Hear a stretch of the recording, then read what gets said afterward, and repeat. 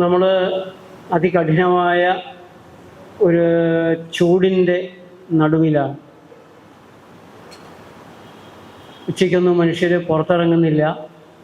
പ്രത്യേകിച്ച് പാലക്കാട്, കണ്ണൂർ ഭാഗങ്ങൾ. നമുക്കും തോന്നുന്നുണ്ട് ചൂട് കൂടുകയാണ്. അതിനേക്കാളും പ്രധാനമായിട്ട് ചൂട് സഹിക്കാനുള്ള നമ്മുടെ കഴിവ് കുറഞ്ഞിട്ടുണ്ടോ? അതാണ് വാസ്തവത്തിൽ സംഭവിക്കുന്നത്. അങ്ങനെയൊരു ചൂടൊന്നും കൂടിയിട്ടില്ല. എല്ലാ കൊല്ലവും വേനൽക്കാലത്ത് കുറച്ച് ദിവസങ്ങൾ ഈ അത്യുഷ്ണം, ഇത് നോർത്ത് ഇന്ത്യയിലുള്ള ഉത്തരേന്ത്യയിലുള്ള ആളുകൾ മിക്കവാറും അനുഭവിക്കുന്നൊരു കാര്യമാണ്. ഉത്തരേന്ത്യയിൽ ഡൽഹിയിലൊക്കെ ചൂട് കൂടിക്കഴിഞ്ഞാൽ നമുക്ക് രാത്രി കിടന്നുറങ്ങാൻ പറ്റില്ല. കൈ കക്ഷത്ത് മുട്ടുകയാണെങ്കിൽ അവിടെ ഇങ്ങനെ പൊള്ളും, വിയർത്തിരിക്കും. അങ്ങനെയുള്ള രാത്രികൾ ഞാനവിടെ ചിലവഴിച്ചിട്ടുണ്ട്. ഇപ്പോൾ ഉത്തരേന്ത്യയെ വെച്ച് നോക്കുമ്പോൾ ഇതൊന്നും ഒരു ചൂടേ അല്ല. പക്ഷെ കേരളീയനൊരു ചൂടാണ്. പക്ഷേ നമ്മുടെ ശരീരത്തിന് ചൂട് താങ്ങാനാവാത്ത ഒരു ദൗർബല്യം, ഒരു ആരോഗ്യക്ഷയം ഉണ്ടായിട്ടുണ്ട് എന്നുള്ളൊരു ഭാഗം കാണാതിരുന്നുകൂടാ. ഇപ്പോഴും ഫാനില്ലാതെ പലരും എങ്ങനെ ഇരിക്കുന്നു എന്നോട് പലപ്പോഴും ചോദിക്കാറുണ്ട്. സാർ എന്താ ഫാനിടാത്തത്? എനിക്ക് അങ്ങനെ ഒരു ചൂട് തോന്നുന്നില്ല. പക്ഷെ മറ്റുള്ളവർ വെന്തുരുകുകയാണ്. അത് നമ്മൾ കഴിക്കുന്ന ആഹാരപാനീയങ്ങളുമായി നേരിട്ട് ബന്ധപ്പെട്ടിരിക്കുകയാണ്. ചൂട് സഹിക്കാനുള്ള നിങ്ങളുടെ ശരീരത്തിൻ്റെ കഴിവ്, അതേപോലെ തന്നെ വിയർക്കാനുള്ള കഴിവ്. പലരും വിയർക്കാത്തവരാണ്, വിയർപ്പില്ല. അതൊരു അപകടമാണ് എന്നാരും തിരിച്ചറിയുന്നില്ല. ശരീരത്തിൻ്റെ താപനില ക്രമീകരിച്ച് നിർത്താൻ വേണ്ടിയിട്ടാണ് വിയർപ്പുണ്ടാക്കുന്നത്. കോശങ്ങളെ രക്ഷിക്കാൻ, അവയവങ്ങളെ രക്ഷിക്കാൻ, ചൂടിൽ നിന്ന് സംരക്ഷണം കൊടുക്കാനൊക്കെയുള്ള ശരീരത്തിൻ്റെ ഒരു ജലസേചനമാണ്, വെള്ളം കൊണ്ട് തണുപ്പിക്കലാണ് വാസ്തവത്തിൽ വിയർപ്പിൽ നടക്കുന്നത്.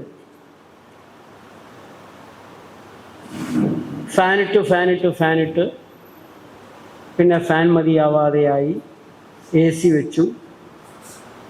AC-യിലിരുന്ന് കഴിഞ്ഞപ്പോൾ പിന്നെ ചൂടൊട്ടും സഹിക്കാൻ പുറത്തിറങ്ങാൻ പറ്റാത്ത അവസ്ഥ വരും. ശരീരത്തിൻ്റെ ഒരു അഡ്ജസ്റ്റ്മെൻറ്റിനുള്ള കഴിവ് കുറയും, ടോളറൻസ് ലെവൽ കുറയും. മുമ്പൊക്കെ ഒരു മുറിയിൽ ഒരു ഫാൻ ഇട്ടാളിരുന്നിരുന്നു. ഇപ്പോൾ ഒരു മുറിയിൽ 2 ഫാൻ. ഇറയത്ത് ആരും ഫാൻ ഇട്ടിരുന്നില്ല. ഇറയത്ത് കാറ്റ് കൊള്ളാനിരിക്കും. ഇപ്പം ഇറയത്ത് ഇരിക്കുമ്പോഴും ഫാൻ. അടുത്തിടെ ഞാൻ പോയൊരു വീട്ടിലെ മുറിയിൽ 4 ഫാനാണ്. ചില വീടുകളിൽ AC ഉണ്ടെങ്കിലും ഫാൻ.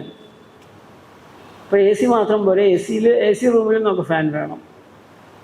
അവിടെയും 1-2 ഫാന്. അങ്ങനെ നമ്മൾ ഈ അന്തരീക്ഷത്തിൻ്റെ വ്യത്യാസങ്ങളിൽ നിന്ന് രക്ഷപ്പെടാൻ കുറുക്കു വഴികൾ തേടിയതും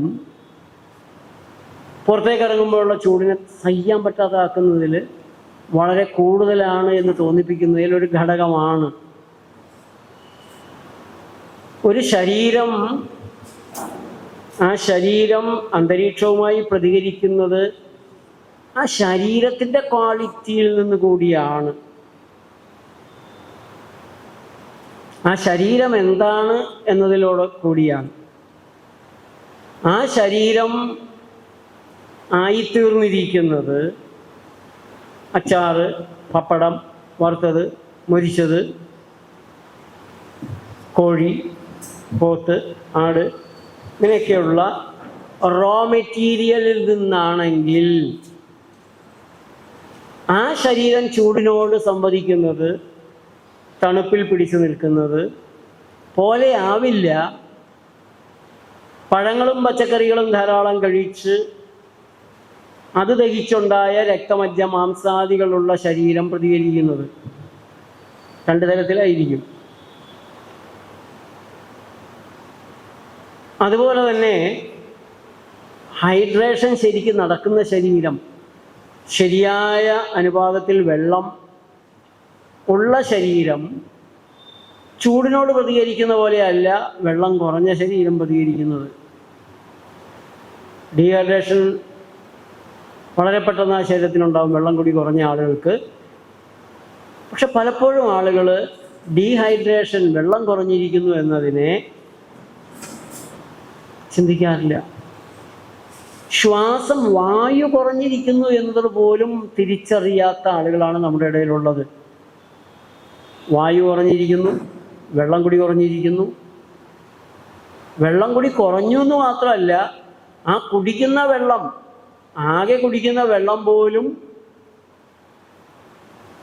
വെള്ളമല്ലാതെ മാറ്റുന്ന രീതിയിൽ ചായ, കാപ്പി, കൂൾ ഡ്രിങ്ക്സ്, കൊക്കോകൊള്ള, പെപ്സിക്കൊള്ള, ഇങ്ങനെയുള്ള സാധനങ്ങളും ചാരായവും. ഇപ്പോൾ ഏറ്റവും കൂടുതൽ ഡീഹൈഡ്രേഷൻ ഉണ്ടാക്കുന്ന ഒരു സാധനമാണ് മദ്യം. ഈ ചൂട് കൂടി ഉരുകുന്നെന്ന് പറയുന്ന കാലത്ത് പോലും മദ്യഷാപ്പിൻ്റെ മുമ്പിലെ ക്യൂ, മദ്യത്തിൻ്റെ വിൽപ്പന. ഈ ചൂട് കൂടിയ കാലത്തെ ആഘോഷങ്ങളിൽ ഒന്നാണ് വിഷു. വിഷുവിന് റെക്കോർഡ് മദ്യമാണ് ആളുകൾ കുടിച്ചിരിക്കുന്നത്. ഒന്ന് ആലോചിച്ച് നോക്കും, അവിവേകികളായ മനുഷ്യർ. സ്വന്തം ശരീരത്തെക്കുറിച്ച് അറിവില്ല, അന്തരീക്ഷത്തെക്കുറിച്ച് അറിവില്ല, പാടുപെട്ടുണ്ടാക്കിയ കാശ് കൊടുത്ത് വാങ്ങി കഴിക്കുന്ന ആ വൃത്തികെട്ട സാധനത്തെക്കുറിച്ച് പോലും ശരിയായ അറിവില്ലാതെ എന്തൊക്കെയോ തോന്നലിനു വേണ്ടിയിട്ട്, ആനന്ദമാണ്, സന്തോഷമാണെന്നുള്ളൊരു തോന്നലിനു വേണ്ടി, ഏറ്റവും വലിയ അപകടം പുറകെ ഉണ്ടാക്കുന്ന സാധനമാണ് എന്നറിഞ്ഞിട്ട് പോലും നൈമിഷികമായ താൽക്കാലികമായ സന്തോഷത്തിനു വേണ്ടി ചാരായം കുടിക്കുന്നവർ, മദ്യം കുടിക്കുന്നവർ, മയക്കുമരുന്ന് കഴിച്ച് ആനന്ദിക്കാൻ നോക്കുന്നവർ, ചായയും കാപ്പിയും കുടിച്ച് അതിന് പിന്നെ ഒരു നിസ്സാരമായിട്ടുള്ളൊരു സാധനം മാത്രമാണ്, ഇത്ര വലിയ കാര്യമല്ല എന്നുള്ളൊരു തോന്നൽ നൂറ്റാണ്ടുകളായെങ്കിൽ വർഷങ്ങളായി കഴിച്ചും നമ്മുടെ ഒരു ശീലം, കൾച്ചറിൻ്റെ ഭാഗമൊക്കെ മാറ്റിയിട്ട് അതിനൊരു പ്രാധാന്യം ആളുകൾ കൊടുക്കുന്നില്ല. പക്ഷേ ഇതെല്ലാം ഒഴിവാക്കി കഴിയുമ്പോൾ ശരീരത്തിനുണ്ടാകുന്ന വ്യത്യാസം എന്നുള്ളത് അത് അനുഭവിച്ചാൽ മാത്രം മനസ്സിലാവുള്ളൂ. അപ്പോൾ സ്വന്തം ശരീരത്തെ ഒരു പരീക്ഷണ വസ്തുവാക്കി മാറ്റുക. മറ്റെവിടെയാണ് നിനക്ക് പരീക്ഷിക്കാൻ അവകാശമുള്ളത്? നിന്റെ ശരീരത്തിലല്ലാതെ. ഇംഗ്ലീഷ് മരുന്നുകൾ മൊത്തം പക്ഷിമൃഗാദികളുടെ ചെലവിലാണ് പരീക്ഷിക്കപ്പെടുന്നത്. അവയുടെ യാതന, നരകയാതനയിലാണ് പരീക്ഷിക്കപ്പെടുന്നത്.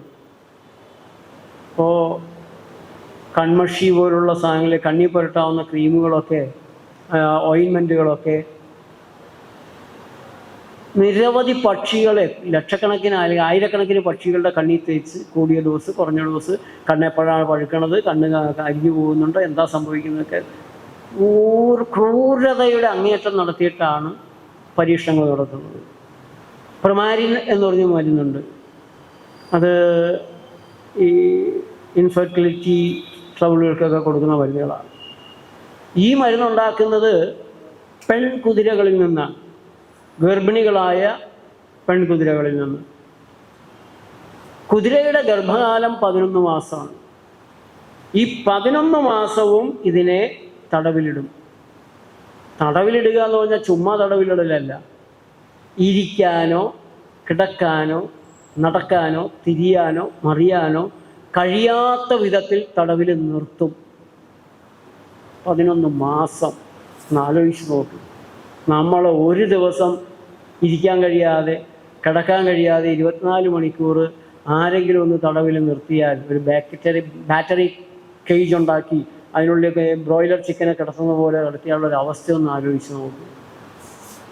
അതിൻ്റെ മൂത്രം ശേഖരിക്കണം. ആ മൂത്രത്തിൽ നിന്നാണ് പ്രിമാരിൻ എന്ന് പറയുന്ന അലോപ്പതി മരുന്നുണ്ടാക്കുന്നത്. മൂത്രചികിത്സയെ അവർ കളിയാക്കും, പരിഹസിക്കും, പുച്ഛിക്കും. പക്ഷേ 10-16 മരുന്നുകൾ മൂത്രത്തിൽ നിന്ന്, മനുഷ്യൻ്റെ മൂത്രത്തിൽ നിന്ന് ഉണ്ടാക്കുന്ന മരുന്നുകൾ പോലും ഉണ്ടെന്നുള്ളത് അവർ മറച്ചു വയ്ക്കും. അപ്പം ഈ മൂത്രത്തിന് നല്ല കൊഴുപ്പുണ്ടാകാൻ അല്പം വെള്ളം കൊടുക്കുകയുള്ളൂ. അങ്ങനെയുള്ള നിരവധി ക്രൂരതകളിലൂടെ, പക്ഷിമൃഗാദികളുടെ ക്രൂരതകളിലൂടെ ചെലവിലാണ് മരുന്നുകൾ പരീക്ഷിക്കപ്പെടുന്നത്. പക്ഷെ നമ്മുടെ കാര്യത്തിൽ അങ്ങനെയല്ല, പ്രകൃതി ജീവനത്തിൻ്റെ കാര്യത്തിൽ അങ്ങനെയല്ല. ടൈം ടെസ്റ്റല്ല. തലമുറകളായി കണ്ടുപിടിച്ച് ഈ സസ്യലതാദികൾ, കായ്കനികളൊക്കെ കഴിക്കാവുന്നത് ഏതാണ്, കഴിക്കാൻ കൊള്ളാത്തത് ഏതാണ്, വിഷാംശം നീക്കം ചെയ്യാനുള്ള വഴികൾ ഏതൊക്കെയാണ്. ഇപ്പോൾ കപ്പ വെള്ളം ഊറ്റിക്കളഞ്ഞേ പറ്റുള്ളൂ, അതുപോലുള്ള കാര്യങ്ങൾ. ആഹാരത്തിലുള്ള ഈ ഒരു വളർച്ച, ആഹാരത്തിൻ്റെ സ്വാഭാവികമായ ആഹാരത്തിൻ്റെ പോലും ഒരു പുരോഗമനം എന്ന് പറയുന്നത് ചെറിയൊരു കാര്യമല്ല. നൂറ്റാണ്ടുകളിലെ പരീക്ഷണങ്ങളിലൂടെയാണ്, നിരീക്ഷണങ്ങളിലൂടെയാണ് നാം ഇന്ന് കഴിക്കുന്ന ആഹാര സാധനങ്ങളിൽ കച്ചവട താല്പര്യമില്ലാത്ത ആഹാര സാധനങ്ങളാണ് ഞാൻ ഉദ്ദേശിക്കുന്നത്. കാശുണ്ടാക്കാൻ വേണ്ടി വിൽക്കുന്നതുണ്ട്, വിഷങ്ങൾ ചേർത്ത് ഷെൽഫ് ലൈഫ് വർദ്ധിപ്പിക്കാൻ, അഡിക്റ്റീവ്സ് ചേർത്ത്, ടേസ്റ്റ് അഡിക്റ്റീവ്സ് ചേർത്ത് കാശിന് വേണ്ടി തട്ടിയെടുക്കാനുള്ളതല്ല. അതും പരീക്ഷണങ്ങൾ നടത്തിയിട്ടുണ്ട്. പക്ഷേ അതിനേക്കാളും വലിയ നൂറ്റാണ്ടുകളുടെ പരീക്ഷണമാണ് നമ്മളിന്ന് കഴിച്ചുകൊണ്ടിരിക്കുന്ന ഭക്ഷണ സാധനങ്ങളിലുള്ളത്. ഒരു മരത്തിൻ്റെ കായയാണോ കഴിക്കേണ്ടത്, പൂവാണോ കഴിക്കേണ്ടത്, ഇലയാണോ കഴിക്കേണ്ടത്, ഇലയും പൂവും തണ്ടും എല്ലാം കൂടെ കഴിക്കാമോ? ഇത് നൂറ്റാണ്ടുകളിലൂടെ പരീക്ഷിച്ച് കണ്ടുപിടിച്ചത് സ്ത്രീയാണ്, അമ്മയാണ്, അമ്മൂമ്മയാണ്. സ്ത്രീയുടെ കരുത്തിലാണ് ലോകം വാസ്തവത്തിൽ അടിത്തറയിൽ കുറച്ച് മുന്നോട്ട് വന്നത്. കാർഷിക വൃത്തിയിലും സ്ത്രീ തന്നെയാണ് അടിസ്ഥാന കരുത്തായിട്ട് മാറിയത്. അവളെ ചവിട്ടി മെതിച്ച് കയറുന്നത് വ്യാവസായിക വിപ്ലവത്തിൻ്റെ ഒരു കാലത്തോടെയാണെന്ന് വേണമെങ്കിൽ പറയാം. അതിന് മുമ്പ് തന്നെ അത് നടന്നിട്ടുണ്ടെന്ന് പോലും. ആരോഗ്യത്തിൻ്റെ സംരക്ഷണം അമ്മയുടെ കയ്യിലായിരുന്നു. കുട്ടികളുടെ കാര്യം അമ്മമാർ നോക്കും. ഗർഭപരിചരണം, പ്രസവ ശുശ്രൂഷ, പ്രസവാനന്തര ശുശ്രൂഷ, ഇതൊന്നും പ്രൊഫഷണലുകളായ കച്ചവടക്കാരുടെ, അതിലൂടെ പണമുണ്ടാക്കാൻ ആർത്തി പിടിച്ചവരുടെ കരങ്ങളിലുള്ള ഒന്നായിരുന്നേയില്ല. അത് അയൽവക്കത്തെ അമ്മൂമ്മമാരെല്ലാം കൂടിയിരുന്ന് കുഞ്ഞിക്കാല് കാണാൻ കൊതിച്ചിരിക്കുന്നവരാണ്. ഇതെങ്ങനെയെങ്കിലും ഒന്ന് കഴിഞ്ഞിട്ട് വേണം, ഹസ്ബൻഡ് അവിടെ ടിക്കറ്റ് എടുത്ത് ഫസ്റ്റ് ഷോയ്ക്ക് നിൽക്കുമെന്ന് പറഞ്ഞിട്ടുണ്ട്, ഇത് കഴിയണമില്ലെന്ന് ദേഷ്യത്തോടെ നിൽക്കുന്ന ഒരു പെയ്ഡ് സ്റ്റാഫിൻ്റെ മനോഭാവമല്ല ഒരു കുഞ്ഞിക്കാല് കാണാൻ.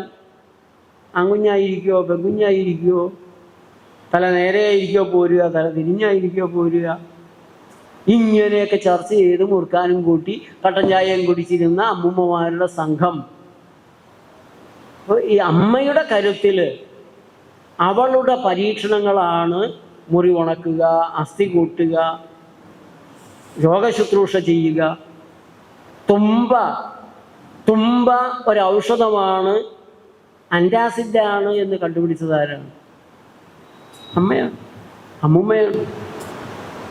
ഈ അടുത്ത കാലം വരെ നമ്മുടെ നാട്ടിലും ശുശ്രൂഷ, രോഗി ശുശ്രൂഷ അമ്മയുടേതായിരുന്നു, അമ്മൂമ്മയുടേതായിരുന്നു. 13-ാം നൂറ്റാണ്ട് തുടങ്ങിയാണ് അപ്പോത്തിക്കിരിമാര് ചികിത്സാ മേഖല പിടിച്ചെടുക്കാൻ, സ്ത്രീയിൽ നിന്ന് ചികിത്സയുടെ അധികാരം കവർന്നെടുക്കാനുള്ള കുൽസിത മാർഗങ്ങൾ അവലംബിച്ചത്. അങ്ങനെയാണ് വിച്ച് ഹണ്ട്, ദുർമന്ത്രവാദിനി വേട്ട ലോകത്ത് തുടങ്ങുന്നത്. അത് അക്കാലത്തെ പള്ളിയും അപ്പോത്തിക്കിരിമാരും ചേർന്നിട്ടുള്ള ഒരു നെക്സസ് ആയിരുന്നു.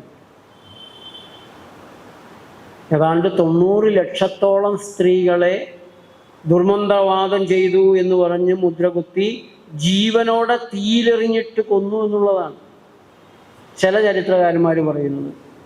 ചിലർ പറയുന്ന 50,000-ന് അപ്പുറത്താണ് എന്നും പറയുന്നവരുണ്ട്. പക്ഷേ യൂറോപ്പിലെ പല ഗ്രാമങ്ങളിലും ഒരു സ്ത്രീ പോലും ബാക്കിയില്ലാത്ത രീതിയിൽ ഒരു മതപരമായ വിശുദ്ധ കർമ്മമായി ജീവനോടെ തീയിലിട്ട് ചുട്ടരിക്കുന്ന, പനിക്കൂർക്കയും തുളസിയും രോഗമാറ്റത്തിന് ഉപയോഗിച്ച സ്ത്രീകളെയാണ് ദുർമന്ത്രവാദിനി, നീ പാപം, ഒരുത്തൻ പാപം ചെയ്തത് കൊണ്ട് ദൈവം വിധിച്ച ശിക്ഷയാണ് രോഗം, അതിനെ നീ അങ്ങ് മാറ്റുകയാണെങ്കിൽ നീ ദുർമന്ത്രവാദിനിയാണ്. ദൈവം വിധിച്ച ശിക്ഷ ഇളവ് ചെയ്തു കൊടുക്കാൻ നീ ആര്? ആദിമകാലത്തെ സഭയിൽ സ്ത്രീ പാപിനിയാണ്. കാരണം അവളാണ് ഏദൻ തോട്ടത്തിലെ കനി തിന്നാനായിട്ട് പുരുഷനെ പ്രേരിപ്പിച്ചത്. അതോടെയാണ് പറുദീസ നഷ്ടമാകുന്നത്. അതുകൊണ്ട് സ്ത്രീ ലൈംഗികാസക്തിയുടെ, പ്രലോഭനത്തിൻ്റെ, ചെകുത്താൻ്റെ പാപിനിയാണ്. ദൈവം സൃഷ്ടിക്കുന്നതിൽ പൂർണ്ണതയുള്ളത് പുരുഷനായി മാറും, എന്തെങ്കിലും തകരാറ് ഡിഫക്റ്റ് ഉള്ളതൊക്കെ സ്ത്രീയായിട്ട് മാറും എന്നൊക്കെ വിശ്വസിച്ചിരുന്ന ഒരു കാലമാണത്. ആ വിശ്വാസത്തിൻ്റെയൊക്കെ അടിത്തറയിലാണ് വളരെ നീചമായ ആക്രമണങ്ങൾ. അസത്തിൽ സ്ത്രീയുടെ മുന്നിൽ പുരുഷനൊരു അടിസ്ഥാനപരമായ ദൗർബല്യമുണ്ട്, നിരവധി കാര്യങ്ങളിലുണ്ട്. അപ്പോൾ അതിനെ മറികടക്കാനായിട്ട് ഈ കായികമായ ബലവും ഇതുപോലുള്ള കുതന്ത്രങ്ങളുമൊക്കെ ഉപയോഗിക്കപ്പെട്ട ഒരു ചരിത്രം നമുക്കുണ്ട്. ഈ ചരിത്രവും കൂടെയൊക്കെ വെച്ചുകൊണ്ടാണ് ഇന്നും പ്രകൃതി ചികിത്സയ്ക്കെതിരായ അപ്പോത്തിക്കരിമാരുടെ കുൽസിത ശ്രമങ്ങളെ, പാരകളെ നമ്മൾ കാണേണ്ടത്. കാരണം ഇതിപ്പോഴും സ്ത്രീയുടെ കരുത്തിനെ തന്നെയാണ് പ്രൊമോട്ട് ചെയ്യുന്നത്. അമ്മയാണ് ഡോക്ടർ, അടുക്കളയാണ് ആശുപത്രി, ആഹാരമാണ് ഔഷധമെന്നാണ് നമ്മൾ പ്രഘോഷിക്കുന്നത്.